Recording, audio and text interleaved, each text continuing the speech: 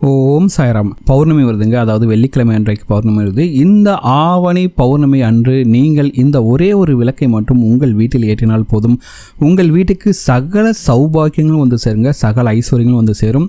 உங்கள் வீட்டில் இருக்கக்கூடிய கடன் சுமையெல்லாம் தீரும், பண கஷ்டங்கள்லாம் நீங்கி நீங்கள் மிகப்பெரிய அளவில் வந்து பணத்தை சேர்க்கலாம். ஒரு வாரத்துக்குள்ளேயே உங்களுக்கு கண்கூடாகவே உங்களுக்கு பணம் சேர்வதை கண்ணால் பார்க்கலாம். அந்த அளவுக்கு அதே அற்புதமான ஒரு பரிகாரத்தை தான் இந்த வீடியோவில் பார்க்க போகிறோம். வாங்க வீடியோக்குள்ள போகலாம். அதுக்கு முன்னாடி நீங்கள் இப்போ தான் நம்ம சேனலுக்கு ஃபஸ்ட் டைம் வரீங்கன்னா மறக்காமல் நம்ம சேனலை சப்ஸ்கிரைப் பண்ணிக்கோங்க. பொதுவாகவே எல்லா மாதமும் வரக்கூடிய பௌர்ணமி வந்து பார்த்திங்கன்னா ரொம்பவே சிறப்பு வாய்ந்தது. பௌர்ணமி தினத்தில் வந்து உங்களுடைய குலதெய்வத்தை வழிபடுவதும் சந்திரனை வழிபடுவதும் மிகவும் சிறப்பானதாகும். சரிங்களா? இந்த நிலைமையில் ஆனி மாத பௌர்ணமி வந்து பார்த்திங்கன்னா வெள்ளிக்கிழமை அன்னைக்கு வருதுங்க. வெள்ளிக்கிழமை காலை 7:45 தொடங்கி ஜூன் 22ஆம் தேதி காலை 7:19 வரைக்கும் பௌர்ணமி திதி உள்ளது. அதனால் வெள்ளிக்கிழமை முழுவதுமே பௌர்ணமி திதி உள்ளதால் இந்த நாளில் சிவபெருமானுக்கு அபிஷேகம் செய்து வாசனை மலர்களை அர்ச்சனை செய்வது ரொம்ப ரொம்ப சிறப்பு. ஸோ நீங்கள் வந்து பௌர்ணமி அன்னைக்கு மாலை 6 மணிக்கு மேலே இந்த ஒரே ஒரு விளக்கை ஏற்றி நீங்கள் எந்த வரம் கேட்டாலும் சரி அந்த வரம் வந்து உங்களுக்கு நிறைவேறுங்க.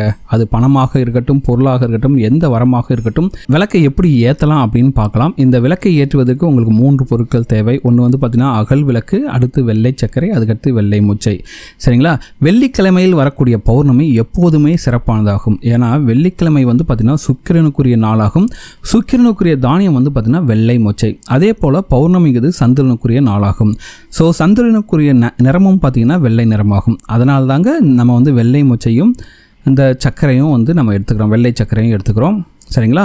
நீங்கள் இதை வந்து எப்படி இந்த பரிகாரத்தை செய்யணும் அப்படின்னு பார்த்தீங்கன்னா, நாளைக்கு ஆனி பௌர்ணமி மாலை 6 மணிக்கு மேலே, முக்கியமாக நாளைக்கு வெள்ளிக்கிழமை, அதனால் எல்லார் வீட்லேயுமே வந்து பார்த்திங்கன்னா பூஜை ரூமில் வந்து பூக்கள்லாம் வச்சு எல்லாமே அலங்காரம்லாம் பண்ணியிருப்பீங்க. சரிங்களா? நீங்கள் எப்பவும் வெள்ளிக்கிழமை அன்றைக்கு சாமி கும்பிடு போல் நீங்கள் கும்பிடலாம். சரிங்களா? இப்போ வந்து என்ன பண்ணுறீங்கன்னா, ஒரு தட்டில் வெள்ளை மொச்சை, சரிங்களா, இன்னொரு புறம் வெள்ளை சர்க்கரை, ஒரு சின்ன தட்டு எடுத்துங்க. அதில் ஒரு தட்டில் வெள்ளை மொச்சையும் வச்சுக்கோங்க.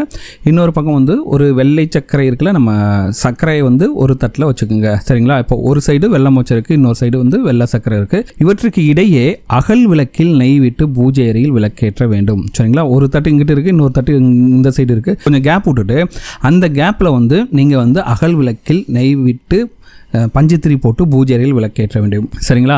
ஸோ ஒரு 6:30 மணிக்கு மேலே இந்த விளக்கை எடுத்துக்கொண்டு உங்களுடைய வீட்டு வாசல் அல்லது மொட்டை மாடி எங்கே வந்து உங்களுக்கு சந்திரன் நன்றாக தெரியுமோ அந்த இடத்தில் போயிட்டு ஓம் சந்திர மௌலீஸ்வராய நமக என்ற மந்திரத்தை 3 முறை சொல்லி வழிபட வேண்டுங்க.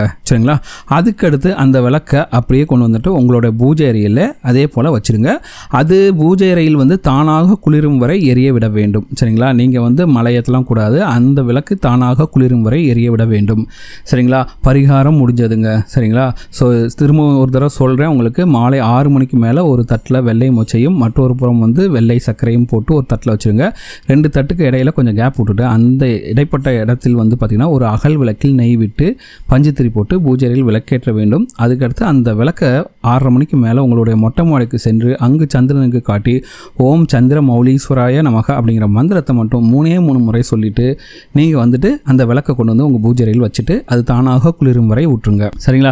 அப்படி தானாக எரிந்து குளிர்ந்த பிறகு ஊற்றுங்க. அதுக்கடுத்து வந்து பார்த்திங்கன்னா அடுத்த நாள் இந்த வெள்ளை சர்க்கரை மற்றும் வெள்ளை மொச்சையை கால் போடாத இடத்தில் கொட்டிவிட வேண்டும். சரிங்களா?